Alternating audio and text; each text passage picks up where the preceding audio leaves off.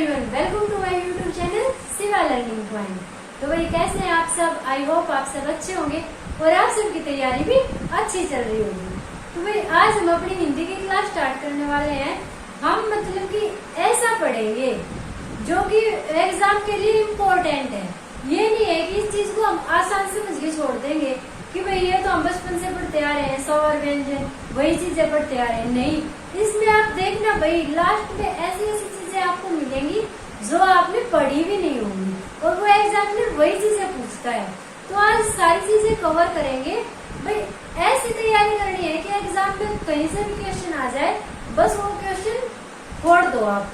ठीक है, तो भाई अपना स्टार्ट करते हैं। बिल्कुल बेसिक से स्टार्ट करेंगे।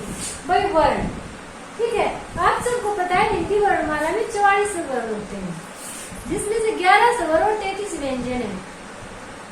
मगर भाई ये कहीं नहीं पूछा जाएगा आपसे, किसी एग्जाम में नहीं पूछा जाएगा। स्वरों की संख्या नहीं पूछी जाएगी, व्यंजन भी नहीं पूछे जाएंगे। क्यों? क्योंकि भाई देखो, जो अपने स्वर होते हैं आपको पता है 11 स्वर माने जाते हैं। थे है नहीं थे, ए आ, छोटी बड़ी, छोटा बड़ाऊ, ए आई ओ औ और री, जो ऋषि वाला री होता है ना वो। तो इसमें जो री है ना, जो री है उसको भाई कभी तो स्वर की संख्या दी जाती है और कभी व्यंजन की दी जाती है। तो इसको प्रॉपर स्वर नहीं माना जाता। तो इस हिसाब से 10 स्वर रहेंगे। तो इसलिए भाई एग्जामिनर कभी भी इनकी संख्या नहीं पूछेगा, क्योंकि 10 वाला भी ठीक होगा और 11 वाला भी आंसर ठीक होगा। ठीक है, तो ये पूछेगा नहीं। बाकी जो चीज पूछने वाली है उस पर डिस्कस करते हैं। तो भाई स्वर का आप सबको पता चल गया क्या होता है स्वर? भाई स्वर वो छोटी से छोटी इकाई है जिसको तोड़ा नहीं जा सकता। ठीक है, जिसको तोड़ा नहीं जा सकता। सिंपल भाषा में बोल सकते हैं भाई स्वर को तोड़ा नहीं जा सकता। व्यंजन को तोड़ा जा सकता है। क्यों? क्योंकि व्यंजन स्वर और व्यंजन से मिलके बनते हैं, मगर जो स्वर होता है उसको तोड़ा नहीं जा सकता। ठीक है, जैसे ए है, ए के साउंड को क्या तोड़ोगे? ए, ई है, ई का ई ही रहेगा। ठीक है, इस टाइप से। तो भाई जो स्वर होते हैं वो 2 तरह के होते हैं, एक है हंसा स्वर और एक है दीर्घ स्वर। ठीक है, दीर्घ आप सबको पता है बड़ा होता है। ठीक है, तो भाई यहाँ से ये ट्रिक अपना के याद कर लेना। अगर आपको याद नहीं होते हैं तो दीर्घ माने बड़ा होता है। तो जो बड़े स्वर है ना, जिनको बोलने में ज्यादा टाइम लगता है, वो सारे हमारे दीर्घ में आ जाएंगे। और जिनको बोलने में कम समय लगता है वो सारे हमारे हसल स्वर में आ जाएंगे। जैसे ए, ई, ऊ और री। ठीक है, ये हसल स्वर है। क्यों? क्योंकि इनको बोलने में थोड़ा समय लगता है। ठीक है, और जिनको बोलने में ज्यादा समय लगता है वो हमारे क्या है? दीर्घ स्वर है। आ, ई, ऊ, ए, आई, ओ, औ। अब जो दीर्घ स्वर है ना, उनको भी 2 पार्टों में डिवाइड कर लिया एग्जामिनर। यहाँ से क्वेश्चन बनाता है। अब वो पूछ लेगा कि ये बताइए इनमें से मूर्त दीर्घ स्वर कौन सा है? इनमें से मूर्त दीर्घ स्वर कौन सा है? आपने नहीं पढ़ा होगा, आप बचपन से पढ़ते आ रहे हो। भाई स्वर के 2 भाग हो गए, एक हंसा हो गया, एक दीर्घ स्वर हो गया। ठीक है, मगर ये मूर्त वगैरह कहाँ से आ गया ये आपने नहीं पढ़ा। तो भाई देखो, जो मूर्त दीर्घ स्वर है वो कौन सा है? आ, ई और ऊ। मतलब कि जो हंसा स्वर है ना, उनका बड़ा स्वर, जो हंसा स्वर है उनका बड़ा रूप ही क्या है? हमारा मूर्त दीर्घ। जैसे ए, ई, ऊ, तो यहाँ पे हो जाएगा आ, बड़ी, बड़ा ऊ। ठीक है भाई, उसके बाद जो ए, आई, ओ, औ बचते हैं वो हमारे बोले जाते हैं संयुक्त स्वर। वो संयुक्त स्वर क्यों बोले जाते हैं? क्योंकि वो 2 स्वरों के योग से बनते हैं। ये अकेले नहीं है, ये 2 स्वरों के योग से बने हैं। जैसे ए है भाई, ये ए जमा ई से बना है। ठीक है, 2 स्वरों के योग से बना है ना, इसलिए संयुक्त स्वर है। फिर आई है, ए जमा ए। ठीक है, ओ है, ए जमा ऊ। औ है, ए जमा ओ, औ। भाई देखो, आप ना बोल के देखना, एग्जामिनर इस टाइप से दे देता है, बोल देगा ओ का संधि विच्छेद करो। एग्जामिनर बोल देगा ओ का संधि विच्छेद करो। आप सोचोगे ओ का क्या संधि विच्छेद करो, फिर उसको बोल के देखना। औ ए की साउंड भी आ रही है, ऊ की साउंड भी आ रही है। ओ आओ, ठीक है, आओ। ए की साउंड भी आ रही है, ओ की साउंड भी आ रही है, ठीक है। तो फिर बोल के देखना। एग्जामिनर यहाँ से क्वेश्चन बनाता है, कई बार बनाया गया है। इनका संधि विच्छेद पूछ लेता है, संधि वाले में डाल देता है इनको, ठीक है। कि भाई ओ का संधि विच्छेद करो, ए का संधि विच्छेद करो, तो ये याद कर लेना, इनको बोल के देख लेना। ए ठीक है, ए डी, तो ए और ई की साउंड है, ठीक है। आई में ए और ए की साउंड है, ओ में ए और ऊ की साउंड है, और औ में ए जमा ओ की साउंड है, ठीक है भाई। यहाँ तक आया आपको समझ में? स्वर के दो भाग बताए, ह्रस्व स्वर, दीर्घ स्वर। ह्रस्व स्वर जिसमें तुमको बोलने में कम समय लगता है, ए ई ऊ री, और दीर्घ स्वर जिसको बोलने में ज्यादा टाइम लगता है। पर तो इसको भी दो पार्टों में डिवाइड कर दिया। जो ह्रस्व से बड़ा है उसको मूर्त दीर्घ कर दिया, आ बड़ी बड़ा मूर्त दीर्घ। और जो दो स्वरों के योग से बना है वो संयुक्त स्वर हो गए, ठीक है। ए आई ओ औ, क्लियर है भाई? आगे देखो भाई, आगे एग्जामिनर क्या पूछने लग गया। अब जैसे ये पूछ लेता है कि ओष्ठाकृति के आधार पे स्वर के भेद होता है। ओष्ठ में क्या होता है? गाना है ना, तो बहुत सारे गाने हैं, गाऊंगी नहीं। तो ओष्ठाकृति के आधार पर, मतलब होठों के आकार के आधार पे, कि हम जब बोलते हैं तो हमारे होठों का आकार किस शेप में आता है, उस शेप के आधार पे जो स्वरों के भेद है वो देखो भाई। तो दो तरह से हैं, एक वर्तमुखी स्वर और एक आवर्तमुखी स्वर। तो जो वर्तमुखी स्वर है वो जब बोलने में हमारे जो होठों का शेप है वो वर्त के आकार का हो जाता है। वर्त के आकार का मतलब ऐसे गोलाकार, ठीक है। जैसे दादी माँ ऐसे सेल्फी लेते टाइम ऐसे करके सेल्फी लेते हो तो वो आकार बन जाता है, वर्त टाइप का हो जाता है, तो वो हो जाता है हमारा वर्तमुखी। ये लगा लियो सेल्फी वाला, ठीक है। जो हमारा सेल्फी वाला मोड है वो वर्तमुखी का है, और उससे हटके जो भी आएगा वो आवर्तमुखी में आ जाएगा। तो बोल के देखो, ऐसे वो बोलना, फिर सेल्फी लेना, फिर बड़ा वो बोलना, फिर ओ आओ।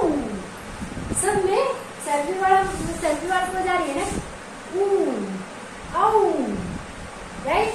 तो भाई इसको ऐसे याद कर लेना कि हमारा सेल्फी वाला मोड है, कौन सा? वर्तमुखी, ठीक है, जिसमें सेल्फी वाला रूप आ जाता है।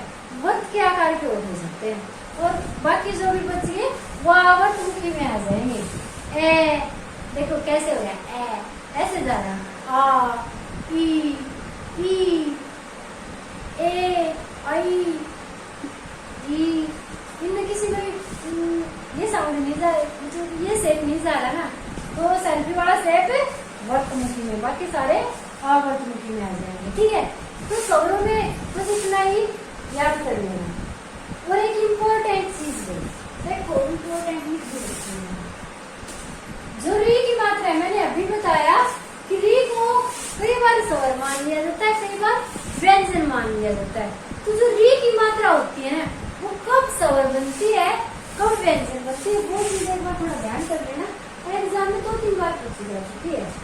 तो देखो री की मात्रा, जो ये किसी भी चीज के नीचे लगता है, जैसे कर्पा, उसको तो आपको दिखाई नहीं दे रहा होगा, देखो जैसे कर्पा, ठीक है, इसके नीचे लगा, जो हम री बनाते हैं, जो ये वाली है ना मात्रा, ये वाली नीचे लगती है, बस ये लगा लो, जो ये वाली मात्रा है तो ये स्वर में है। इसके अलावा कोई भी लय की मात्रा हो सारी व्यंजन में होगी, ठीक है। जैसे स्वर में और क्या आ जाएगी, हमारी गणना आ जाएगी, यही मात्रा है ना। और व्यंजन में देखो साउंड तो रे का ही रहेगा, परम, ये रे है परम, परंतु क्या है ये व्यंजन में चला जाएगा। सिर्फ ये वाली मात्रा स्वर में आएगी। इस चीज का आपको ध्यान रखना है अच्छे से। और हाँ, जो ऊपर लगाया जाता है ना, सूर्य, जो ऊपर रह लगता है, ये वाला रह भी भाई व्यंजन में होगा। ठीक है, ये वाला रह भी व्यंजन में जाएगा। सिर्फ जो नीचे लगता है ना, ये वाली मात्रा ध्यान रख लेना, क्योंकि ये स्वर में आता है ना, तो ये वाली मात्रा याद रख लेना। जिसके नीचे ये वाली मात्रा होगी वही हमारा स्वर होगा। ठीक है, कंफ्यूज नहीं होना, बिल्कुल वैसे याद रख देना कि जो ये री है हमारा, ये भी स्वर में आता है। तो जो इसकी मात्रा है एज इट इज, ये नीचे लगा हुआ है ना ऐसे, तो जिसके नीचे ऐसा लगा हुआ मिलेगा ना, वही स्वर होगा। बाकी कोई भी लय की मात्रा होगी वो सारी व्यंजन में जाएगी। ठीक है भाई, ये था अपना स्वर छोटा सा। उसके बाद आते हैं व्यंजन में। ठीक है, व्यंजन में देखो भाई, सबसे पहले आपको ये वर्ग याद करने हैं। ठीक है, आपने मतलब कि जो ये कह गए गड़े याद किए होंगे, कैसे किए होंगे, ऐसे ही किए होंगे बचपन से। कह गए गड़े, चे छे छे जिये, टे ठे डे डे, ते थे दे देने, पे फे बे बे में। ठीक है, ऐसे ही याद किए ना भाई। तो देखो ऐसे ही आपको करना है। कैसे स्टार्ट किया तो कैवरक हो गया, जैसे स्टार्ट हुआ चैवरक हो गया, कैसे टैवरक, कैसे टैवरक, कैसे टैवरक। आई बात भाई समझ में? आप सबने याद भी बिल्कुल ऐसे ही किया हुआ है। ठीक है, कह गए गड़े, चे चे चे चाहिए, तो ये सारे इनके आगे के वर्ड के वर्ग हो जाएंगे। उसके बाद जो पहले नंबर पे आते हैं वो सारे पहले में आ जाएंगे, दूसरे नंबर वाले दूसरे में, तीसरे वाले तीसरे में, चौथे वाले चौथे में, पांचवे वाले पांचवे में। ये सीरियल नंबर है, बहुत बहुत ज्यादा काम आएंगे। ये सीरियल नंबर आपको याद रख लेना। याद नहीं भी हो एग्जाम टाइम पे एकदम से देख लेना। जैसे कि आपको तय का देखना है तो तय से स्टार्ट हो रहा है, तय थे दे थर्ड नंबर पे है भाई, इसका तीसरा है। ठीक है, रटने की जरूरत नहीं है। ये क्या कह गए गड़े, आपने जिस बेस में आपने याद कर रखे ना, उसी बेस में आपको याद रखने हैं। जैसे बह का देखना है तो झट से देखोगे पे फे बे भे में, तो भय चौथे नंबर पे आ गया, तो इसका चौथा वर्ग है। ठीक है, वो आगे मैं बताऊंगी तुम यूज कहाँ पे होंगे। इससे पहले हम ये देख लेते हैं कि भाई ये स्पर्श के आधार पे जो व्यंजनों के भाग है वो देख लेते हैं। स्पर्श के आधार का क्या मतलब है कि जहाँ पे हमारी जो जिह्वा है वो स्पर्श करती है, जहाँ से वायु स्पर्श करके निकलती है, जहाँ से हमारी जीभ स्पर्श करती है, वो हमारे स्पर्शी व्यंजन हो जाते हैं। ठीक है, तो इनके पार्ट देखो भाई। कंठस्थ भाई जो कवरग है वो बोल के देखो, कै खे गे घेड़, मतलब गले से साउंड आ रही है, गले से साउंड आ रही है ना, कै खे गे घेड़, तो गले से साउंड आ रही है। गले को क्या बोलते हैं? कंठ। तो ये क्या हो जाएगा? कंठस्थ हो जाएगा। कैसे? कै वर्ग हो है, जो ये कै वर्ग है कैसे याद रख लेना, कंठस्थ हो जाएगा। उसके बाद देखो भाई, बोल के देखो, जय जय जय जय। ये देखो जीभ कहाँ पे टच कर रही है आपकी जीभ, आपकी जीभ देखो यहाँ पे दांतों के थोड़ा ऊपर टच कर रही है। ठीक है, उसको क्या बोलते हैं? तालवा। ये नहीं बोलते हैं जैसे कि आप कुछ खाते पीते हो, किसी का बक्कल वगैरह कुछ चिपक जाता है, आप ये बोलते हो माँ मेरा ने क्या हो जाता है, कुछ चिपक गया। तो जो तालवा होता है ना, उसी को तालव बोलते हैं। तो जब आपकी जीभ आपके तालवे में टच करे ना, फिर समझ लियो वो है अपना तालव। ये हो जाएगा जय जय जय जय। उसके बाद आता है मूर्धन्य। मूर्धन्य बोल के देखो, टे डे डे, मतलब बिल्कुल दांतों से ऊपर, ये जो हमारी उठी हुई जगह है ना, बोल के देखो, टे ठे डे डे, जो दांतों से ऊपर उठी हुई जगह है, इस पे हमारी जीभ टच कर रही है। तो ये हमारा क्या हो गया भाई? मूर्धन्य हो गया। ये हमारी मूर्धा पे टच कर रही है, तो ये हो जाएगा हमारा मूर्धन्य। उसके बाद है ते थे दे देने। तो ते थे दे देने, जीभ हमारी कहाँ पे टच कर रही है? हमारी दांतों पे टच कर रही है। ते थे दे देने, दांतों पे टच कर रही है ना, तो ये हो जाएगा हमारा दंत है, दांतों पे जब जीभ टच कर रही है, सारे ये बोल के देखना, अपने आप ये याद हो जाएंगे, रटने की बिल्कुल जरूरत नहीं है। उसके बाद देखो पे में होठ से होठ टच हो रहा है तो ये हो जाएगा ओष्ठ। होठों को होठ बोलते हैं। बस आपको याद रखना है, जो गले से बोला जाएगा वो कंठस्थ होगा, जो यहाँ पे ऊपर से बोला जाएगा वो तालव्य होगा, जीभ ऊपर टच करेगी, दांतों के बिल्कुल ऊपर ऊपरी हुई जगह पे टच करेगी वो मूर्धन्य होगा, दांतों पे टच करेगी दंते होगा, और होठ आपस में मिलेंगे तो वो ओष्ठक होगा।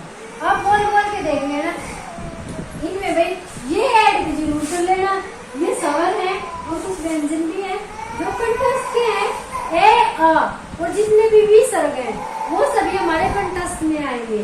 फिर तालव्य में ई और ये से ये अपने तालव्य में आ जाएंगे। मूर्धन्य में क्या आएंगे, री रे और शे, ये अपने आ जाएंगे मूर्धन्य में। उसके बाद है दंते में क्या आएगा, ले और शे, ये देखो दांत से टच हो रहे हैं। तो अगर एग्जाम में इस टाइप से पूछ ले कि भाई ऊ, जो ऊ है वो भाई मतलब कि कौन सा स्पर्शी स्वर है, ठीक है, तो ऊ भाई फोटो की वे हो रही है, शेप बन रही है, ठीक है, फिर ओष्ठक हो जाएगा, ये आपको याद कर लेना, ठीक है। उसके बाद देखो भाई नासिका का मैंने लिखा नहीं, बाकी जो 5वीं लाइन जो है ना ये सारे हमारी नासिका में आएगी, क्योंकि बोलते टाइम ये नाक से बोले जाते हैं, हवा है वो नाक से बाहर निकलती है, ये अणे ने में, जो हवा है वो नाक से बाहर निकलती है, इसलिए ये हो जाएंगे नासिका। फिर है कंठ तालु का मतलब क्या है, जो गले और तालु से बोले जाए। ये सारे देखो भाई ए हमने देखा ना, यहाँ पे देखो ए है वो ए और ई का मतलब जोड़ है, तो ए आ जाता है कंठ में, ई आ जाता है तालु में, तो इसलिए ए और आई हो जाएगा कंठ तालु, क्योंकि इसमें ए की साउंड भी है और ई की साउंड भी है। कंठ ओ और औ, इसमें देखो कंठोष्ठ, इसमें मतलब कि ए की साउंड भी आती है और ऊ की साउंड भी आती है, तो ए गले से निकलता है, ऊ होठों से निकलता है, तो ये हो गया भाई कंठोष्ठ। फिर दंतोष्ठ, जो वे है वो याद कर लेना भाई, 3-4 बार एग्जाम में पूछा जा चुका है, DSS में भी पूछा गया था, KVS में भी पूछा जा चुका है, ठीक है, कि जो वे है वे का दंतोष्ठ होता है, ये दांतों से भी बोला जाता है और होठों का भी यूज होता है, तो ये हो जाता है अपना दंतोष्ठ। उसके बाद देखो भाई आगे आता है श्वास की मात्रा के आधार पे, ठीक है, कि भाई कितनी सांस बाहर निकल रही है उसके आधार पे जब हम देखते हैं तो 2 पार्टों में व्यंजन को बांट दिया, एक है अलग प्राण, दूसरा है महाप्राण, ठीक है। अलग प्राण, अलग का मतलब क्या होता है थोड़ा, और महा का मतलब महान, मतलब कि ज्यादा, तो जो अलग प्राण होता है उसमें मतलब कम मात्रा में हमारे सांस निकलती है, ठीक है। महाप्राण होता है उसमें ज्यादा मात्रा में निकलती है।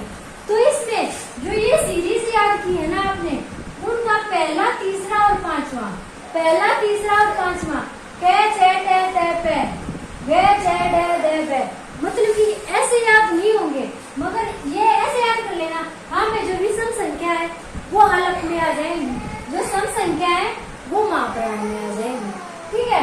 विषम होगी 1, 3, 5, सम होगी 2 और 4, ठीक है। अब एग्जामिनर मान लो एग्जामिनर ने जय दे दिया और पूछ ले कि अलग प्राण है महाप्राण है, तब से देखना जय छह जय जय, भाई तीसरे नंबर पे है ये तीसरे नंबर पे, इसका मतलब ये अलग प्राण, ठीक है, ये हो गया। इसके बाद ये रे ले वे, ये इसमें ऐड कर देने, ये अलग प्राण के उदाहरण है, ये रे ले वे। और महाप्राण के कौन से हैं, जी जितने भी से हैं तीनों से है भाई, आपको पता है जो सम संख्या है, जो सम सीरियल नंबर है वो महाप्राण में है, तो सह से सम बनता है और सह से तीनों सह बनेंगे, तो ये आ जाएंगे महाप्राण में। ऐसे छोटी छोटी ट्रिक लगा के आप इनको याद रख सकते हो। उसके बाद देखो भाई छोटा सा ये देखेंगे एक बार स्वर तंत्र में कंपन के आधार पर व्यंजन के बाद भाई जो हम बोलते हैं तो हमारे जो मतलब कि कंपन सा होता है, जो हमारे सांस में कंपन होता है, उसके आधार पे दो तरह के हैं, एक है घोष और एक है सघोष। तो जो अघोष होता है उसमें कंपन नहीं होता, ये याद रखना है। अघोष में सांस में कंपन नहीं होता और सघोष में सांस में कंपन होता है। तो अघोष में सांस में तो कंपन नहीं होता और सघोष में कंपन होता है। तो जो सीरीज में पहला और दूसरा है, पहले और दूसरे का है वो आ जाएगा अघोष और तीसरा चौथा पांचवा आ जाएगा सघोष में। ठीक है, इसमें भाई पहला और दूसरा है और सापड़े तीनों से आ जाएंगे अघोष में। ठीक है, और सघोष में तीसरा चौथा पांचवा यह है वह और है आ जाएगा, क्योंकि है यहाँ से हटा के यहाँ पे दे दिया। अब देखो जी भाई, जैसे मान लो थे दे दिया और पूछे भाई अघोष है या सघोष है, आप देखोगे तैत है दूसरे नंबर पे है, तो दूसरे वाले पार्ट सारे अघोष में आ जाएंगे। तो एकदम से बता दोगे कि हाँ भाई ये अघोष है। ठीक है, तो इस तरह से आपको ये चीज याद करनी है, आपको ये चीज इजीली याद हो जाएगी। ठीक है, उसके बाद आता है भाई समास अवरोध। ठीक है, समास अवरोध के आधार पे व्यंजन के भाव, मतलब जब हम बोलते हैं तो हमारे जब सांस में अवरोध जो आता है, हमारी सांस में जो रुकावट आती है, तो वो आ जाता है हमारा समास अवरोध के आधार पे। ठीक है, ये देखो जल्दी जल्दी करते हैं। सबसे पहले हो गया संघर्षी।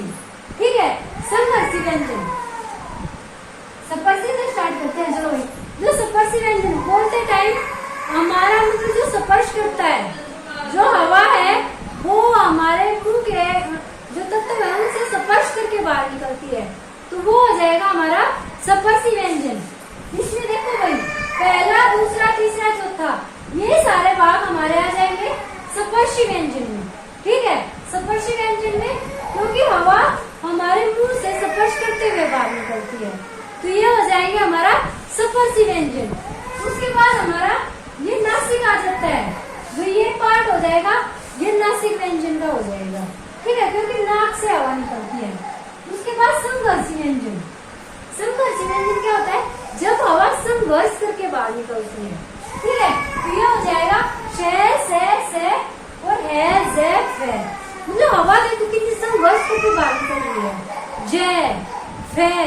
ठीक है, तो ये सारे हो जाएंगे हमारे संघर्षी व्यंजन। उसके बाद आता है अंतस्थ व्यंजन। अंतस्थ व्यंजन क्या होता है भाई, ये स्वर और व्यंजन का मिला जुला रूप होता है, इसलिए इसको अंतस्थ व्यंजन बोलते हैं।